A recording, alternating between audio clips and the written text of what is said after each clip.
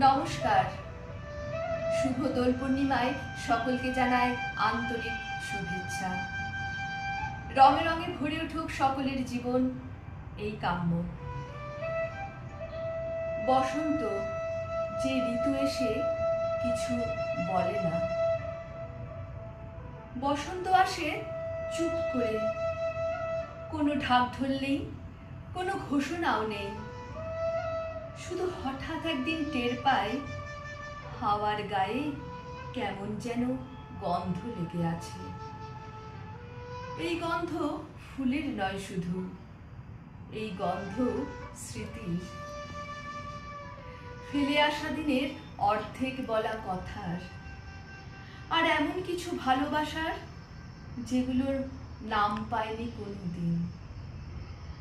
গ্রামের পথটা তখন বদলে যায়, মাটির রঙে আলো মেশে। শাল, পলাশ, শিমুল নিজের মতো করে হাসতে শেখে। পুকুরের জল আর শুধু জল থাকে না, সে যেন আয়না হয়ে ওঠে, যেখানে আকাশ নিজেকে দেখতে আসে।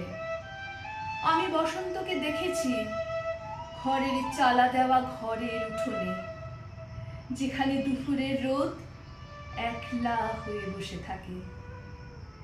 দেখেছি ক্ষেতের আল ধরে হাঁটা একজন মানুষের চোখে, যে জানে ফসল উঠুক বা না উঠুক, মাটির সঙ্গে তার সম্পর্ক আজীবনের। বসন্ত মানুষকে একটু দুর্বল করে দেয়। এই দুর্বলতা ভয় নয়, এটা নরম হয়ে যাওয়া। কঠিন দিনের ভেতর হঠাৎ করে মনে পড়ে যায় আমরাও একদিন ভালোবাসতে জানতাম।